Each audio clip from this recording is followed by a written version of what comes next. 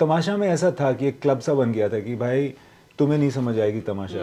तमाशा के बाद थोड़ा सा लग रहा था कि यार लोग मुझे बहुत सीरियस ले रहे हैं। जैसे हम डायलॉग रिकॉर्ड करते हैं लाइव, उसी तरह से हमने गाने भी लाइव रिकॉर्ड किए।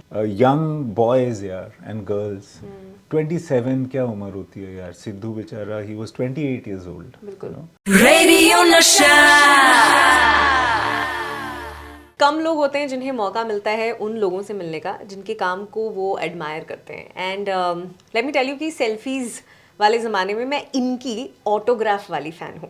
हाय, this is Pari, you watching us on radio Nasha and I think it's an honour for me to be sitting beside one of the best, yes, but my favorite filmmaker, Imtiaz Ali. Thank you Pari. It's such a pleasure and honor to be sitting. मैं आपको बता नहीं सकती, मैं आपकी autograph वाली fan हूँ। I'm sure you get this a lot. Not as much as I want, but it's a pleasure.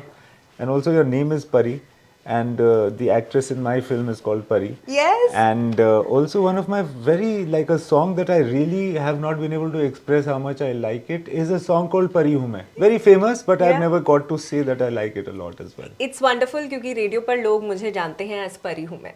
Wow. That's the. आप इसके आसपास वो चला देना जरूर। बिल्कुल चलाऊंगी मैं, बिल्कुल. I am so thrilled and so excited for चमकीला. एक तो जब हमें पता लगता है एज फैंस कि इम्तियाज़ अली कुछ बना रहे हैं, हम वेट करते हैं कि कब रिलीज होगी ये फिल्म. कब आपने डिस्कवर की ये कहानी? ये कहानी धीरे धीरे धीरे आई। एक हमारे प्रोडक्शन कंट्रोलर यानी कि head of production Rajesh Sharma, जिन्होंने बहुत सारी, जब वी मेट से वो मेरे साथ हैं, वो बना रहे हैं फिल्म, तो उन्होंने कहा था कि you should make Chamkila because he is kind of from Punjab, he is from greater Punjab, from Himachal. He used to say, sir आपको चमकीला की कहानी बनानी चाहिए, उसकी कहानी में ये हुआ था। So he used to feed me. Then every time I went to Punjab because I used to go there to shoot etcetera, the local people would always be listening to Chamkila. Some guy called Chamkila. I said, ये क्या है? नहीं जी, चमकीले का गाना है। ये क्या कह रहा है? तो फिर धीरे धीरे मुझे समझ में आने लगा कि there is a craft that this man is using to be the most popular Punjabi artist ever, you know. Yeah. So, and his life then I realized was so dynamic. It was so, like, he was killed at the age of 27 and yet he was the highest record selling artist in very short career. So many things. Ji. So धीरे धीरे ये आया, and then finally there was this guy called Harpreet who did this great thing of managing the full permission of the film Chamkila, and he approached me to make this film. Were Parineeti and Diljit your first choices? I had spoken to many actors because I thought pata nahi Diljit will do this film or not, and how are we going to work with that. So he is the only choice in the film. Once you watch the film, I am sure you will realize that how could the film be made. Yeah. Not only better, or ho bhi kaun sakta tha, because that kind of practice for live stage singing no actor has. Which, and in this, as you might be aware, that we have live singing in this जी. Film. जैसे हम dialogue record करते हैं live, उसी तरह से हमने गाने भी लाइव रिकॉर्ड किए हैं। जो ढोल बजा रहा है, जो हारमोनियम बजा रहे हैं, वो सारे जो म्यूजिशियंस हैं वो एक्चुअली लाइव प्ले कर रहे हैं और ये एक्चुअली गा रहे हैं live. So Diljit was the inevitable choice. मैं बहुत घूम के उनके पास, मतलब in the way that I somehow he is the first name that came up, but somehow we thought वो नहीं होगा, नहीं करेगा, या पता नहीं क्या था। Then it took a while to actually reach him. Yeah. Parineeti was the first choice. She was. Live Because singing. we were singing. I was looking for singers, no? बिल्कुल. I couldn't do it without. Also, live singing requires a certain skill. है ना, चाहे आप कितने ही अच्छे singer हो, but live singing के लिए it requires a certain Absolutely. skill. Your presence at that point of time, and things are very different. बिल्कुल. क्या आपने सोचा था इस फिल्म को थिएटर में रिलीज करने का? कभी भी सोचा था? पहले मैं सोच रहा था, पहले तो हम लोग थिएटर ही सोचते हैं ना, मतलब I am a hardcore theatre film director and viewer. But the situation was such that we started talking to Netflix in between, and then they approached this film with a lot of love, I must say. And so then we finally thought of Netflix. But it's not as though it's before the shooting of the film that Netflix was made the partner, not after. Yes, I think आपकी सारी फिल्मों में the USP is that the way you explore characters. Surface level characters कभी भी नहीं होते. चमकीला, जब आपने ये कहानी डिस्कवर की, ये कैरेक्टर डिस्कवर किया, what is it at the root of चमकीला that really compelled you कि यार ये फिल्म बनानी पड़ेगी? There was conflict. There was the most successful musician, shortest life period, huge amount of threat, huge amount of popularity. So he was getting from the same audience love and hate at the same time. So there was celebration in his life, but at the same time, at the same moment, there was also despair and danger in his life. And this for me was symbolic of Punjab. Ji. Because I feel Punjab, through history, has been a place where celebration and despair has coexisted. So I thought that somehow he is mirroring Punjab, and that's what made me do the film. It's amazing. Also, it's very heart touching. I mean, मैं देख रही थी that you know चमकीला has been a part of the 27 club. Yeah. And इस list में और बहुत सारे कमाल के आर्टिस्ट हैं who lost their lives at the age of 27. Does this touch something deep within you? Well, ऐसी चीज़ है, I'm sure that everybody, it touches everybody deeply. Young boys यार and girls. 27 क्या उम्र होती है यार? सिद्धू बेचारा, he was 28 years old. बिल्कुल. You know? ये क्या उम्र होती है? But not only that, but how impactful their music is. Forget about even pain or despair, you know. Yeah. It touches a chord as though what is this vibration that makes them so popular and so fitted?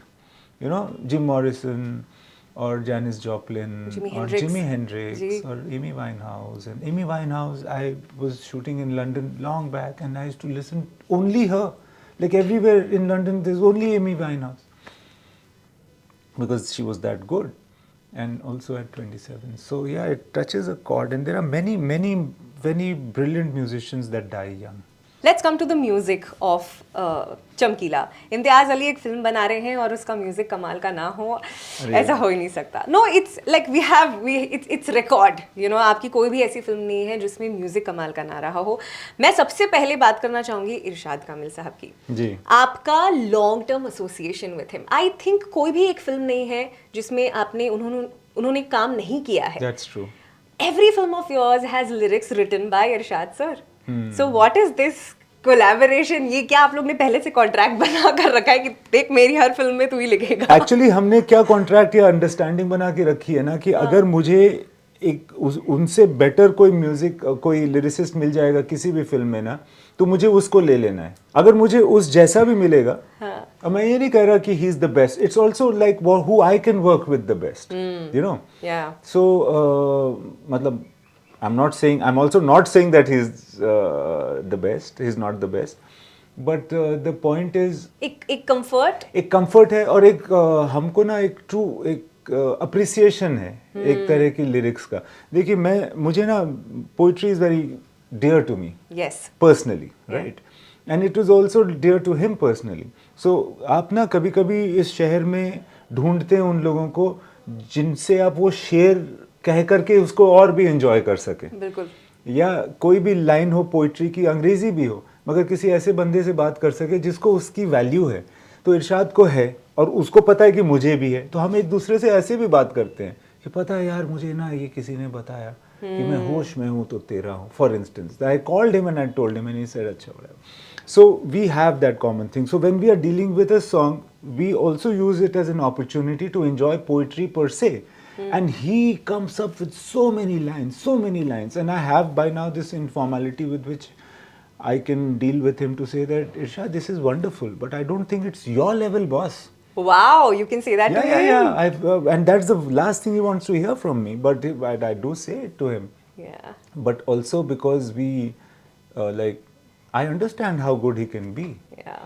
And it's amazing. I think, you know, collabs की बात आज होती है, ये word आज use होता है. This is a collab we have loved for many दोस्ती है years. एक तरह से, और हमारी दोस्ती हमारे काम पर आधारित है. मतलब I feel that we enjoyed doing the work together. Yeah. A.R. Rahman. Again, this is your 4th collaboration with him. What is it about A.R. Rahman that makes it different? वो ऐसा क्या करते हैं या क्या लाते हैं? मैंने ये सवाल अपने आप से बहुत बार पूछा है कि क्यों ऐसा होता है कि हमें गाना सुनते ही पता चल जाता है it's a R Rahman? What is and the magic? The other thing is that क्यों ऐसा होता है कि कोई भी गाना आप सुन ले यार रहमान का, हाँ। ऐसा नहीं है कि उसमें उन्होंने कोई यूनिक चीज नहीं की होती है। बिल्कुल बिल्कुल। हर गाने में कोई ना कोई नई चीज जरूर होती है। कोई भी गाना आप नहीं कह सकते कि यार इसमें कोई खास बात नहीं। हर गाना रहमान सर का ऐसा होता है। तो मैंने उनके साथ अभी ये चौथी फिल्म की है, तो मेरे पास कोई आंसर नहीं है कि क्या वो करते हैं जो मगर एक बात है, दो चीज़ें मैं उनके बारे में कह सकता हूँ। एक तो ये कि as a musician safety net नहीं होती उनके पास। ऐसा नहीं होता कि वो सैक्रोसैंट है, एक ठेका है, अब ये ठेका बजेगा ही और वो चेंज नहीं होगा और उसी के हिसाब से बाकी चीज़ें चलेंगी। नहीं, वो भी चेंज हो सकता है। टेम्पलेट नहीं है कोई। टेम्पलेट कोई होती ही नहीं है। जब वो करते हैं ना, वो उनका बहुत ही एक बेसिक होता है कि एक चीज़ है, एक टंग टंग टंग टंग टंग टंग चल रहा है, फिर उसमें फिर एक कोई और चीज़ रिकॉर्ड होती है, फिर उसमें अगर एक चीज़ ख़राब हो ना तो उसका कोई फॉल बैक ऑप्शन नहीं होता है। बिल्कुल। यानी कि मुझे हमेशा ये एहसास होता था, पहली फिल्म जो मैंने की थी वो रॉक स्टार थी, मुझे ऐसा लग रहा था कि अगर गिरेंगे तो ज़मीन पर गिरेंगे, यहाँ कोई सेफ्टी नेट नहीं है। क्या बात है। तो एक तो वैसा है, as a musician he is like that. Secondly he never lies. It's a very strange quality about A R Rahman. वो कभी ना जो भी कुछ कहते हैं ना वो सच में कहते हैं, वो सच ही होता है उनके लिए। अगर वो आपसे पूछ रहे हैं हाउ आर यू, इसका मतलब है वो जानना चाहते हैं हाउ आर यू, अदरवाइज वो Genuinely जानना बहुत चाहते हैं। जेन्युइन इंसान है। तो मेरे ख्याल से उस जेन्युइननेस की वजह से भी कुछ शायद ऐसा होता है कि कभी वो बगैर जेन्युइनिटी के कोई काम नहीं करते, तो शायद वो चीज़ भी ट्रांसलेट ज़रूर होती ही होगी। इज इट ट्रू कि जब वी मेट का साउंड ट्रैक वो कंपोज करने वाले थे पहले? करने वाले कभी नहीं थे, मैंने चाहा था कि मैंने फकत चाहा था यूं हो जाए। ओहो, और फिर जब रॉकस्टार में हुआ तो क्या ही कमाल हुआ। अच्छा, मैंने हमेशा से सोचा था कि जब मैं आपसे मिलूंगी ये सवाल ज़रूर पूछूंगी। Tamasha is one of the films that just changed my mindset about so many आपने things. कितने सारे चेंजेस हाँ, एक्सप्रेशंस के कर लिए। क्योंकि this is what the film makes me feel, you know. तमाशा। तो वो physically आता है वो। क्योंकि आप ऑलरेडी ये काम कर रही हैं शायद जो आपने सोचा था कि मैं करूं, और ये कितना मतलब रूटीन से हट के काम है ना। तो you been successful, you are not वेद। Of course, I am not. But मुझे याद है कि जब ये फिल्म आई थी, two set of reactions थे. जी। There was one set of people who loved it like me, but there was this also other set जिन्होंने कहा कि समझ नहीं आई यार फिल्म, बीच में कुछ नहीं था, extremes थे. And मैंने जब उन लोगों से पूछा कि why are you saying this, तो उन्होंने बोला यार बहुत deep, okay? But I think कि आपकी USP रही है emotional depth. Layers is your strength. सबसे पहले तो do you also think that is your USP? And second, क्या आप कभी ऐसा सोचते हो कि यार मैं अगर इतनी गहराई में गया तो शायद लोगों को समझ नहीं आएगा? Is there? नहीं, ये ना मुझे एक्चुअली तमाशा के बाद थोड़ा सा लग रहा था कि यार लोग मुझे बहुत सीरियस ले रहे हैं। जैसे कि मैं बहुत ही कोई बात बोल रहा हूँ तो उसमें डेप्थ ही होनी ज़रूरी है, इंटेलेक्चुअली होना चाहिए। और मुझे ऐसा बिल्कुल नहीं पसंद, इंटेलेक्चुअल लोग ही नहीं पसंद मुझे। हाँ, तो तमाशा में ऐसा था कि एक क्लब सा बन गया था कि भाई तुम्हें नहीं समझ आएगी तमाशा, तुम्हारे लिए ही नहीं है, तुम उस लायक ही नहीं हो। मुझे लगा कि अगर तमाशा का फिल्म मेकर नहीं होता तो लोग शायद मुझे भी उस क्लब में नहीं आने देते कि क्योंकि मैं तो यूजुअली लूजर्स के क्लब में रहा हूँ। I have the compulsion of telling it how it is और how I think. I can't change the way I am or the way I think, but I want to remain simple also. So not कि मैं गहराई में, मुझे लगता है कि जो ज़्यादा रियल गहराई होती है ना वो लोग बहुत आसानी से समझ जाते हैं। जैसे बहुत सारी ऐसी चीज़ें होती हैं मेरी ही फिल्मों में, मैं आपको बता भी सकता हूँ कि जो बहुत ज़्यादा गहराई जिस चीज़ में थी, जो लोगों ने बहुत फटाक से समझ ली, किसी ने नहीं बोला कि मुझे नहीं समझ में आई ये बात या मैंने इस चीज़ को एंजॉय नहीं किया। I think that is why आपने जब हैरी मेट सेजल बनाई थी, did you make it because you wanted to break that? I wanted to make a very simple film. Yeah. And it so then Jab Harry met Sejal was a very like a straightforward story जिसमें कोई आगे पीछे flashback ये सब कुछ भी नहीं था। तो हाँ, ये डिसीजन था कि एक बहुत ही वैसी फिल्म बना के देखते हैं। But when these films don't hit the spot, how do you take it? क्या सिखाया आप उस चीज़ ने आपको, इस एक्सपीरियंस ने? obviously you want every film of yours to be received beautifully and do extremely well, but failure teaches you many things, and I have always known that. मगर कोई चीज़ होती है जो स्ट्राइक नहीं की होती है, इतना सिंपल नहीं होती लर्निंग कि आपको एक पर्टिकुलर चीज़ आपने, बट बहुत सारी चीज़ें अलग अलग टाइम पे आती हैं कि कभी कभी आप जिस तरह से अपने आप को ओवर वैल्यू करने लगते हो, उसी तरह से आप अपने आप को अंडर वैल्यू भी कर सकते हो. वो भी गलत है, वो भी झूठ है. That you should always have an opinion about your self which is credible. So there are many things. I feel that I guess you should always say what you want to say. You should make the film that you want to make. Yeah. And इसमें क्या होगा, जैसे कि गीत कहती है ना कि पब्लिक को पसंद आए कि नहीं आए, मुझे तो मज़ा आएगा ना करने में, तो मैं वही करना चाहता हूँ जो मुझे, I think I should always, I think, make those movies that I love to make.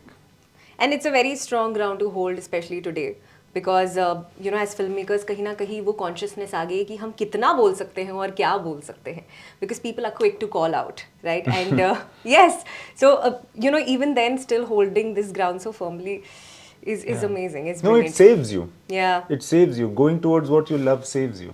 Wow, this is an amazing line. I'm going to keep this with me forever. मेरा आखिरी सवाल आपसे ये है that आपकी फिल्मों में there has been love, there has been music, and ये love and music when it comes together कुछ कमाल ही होता है.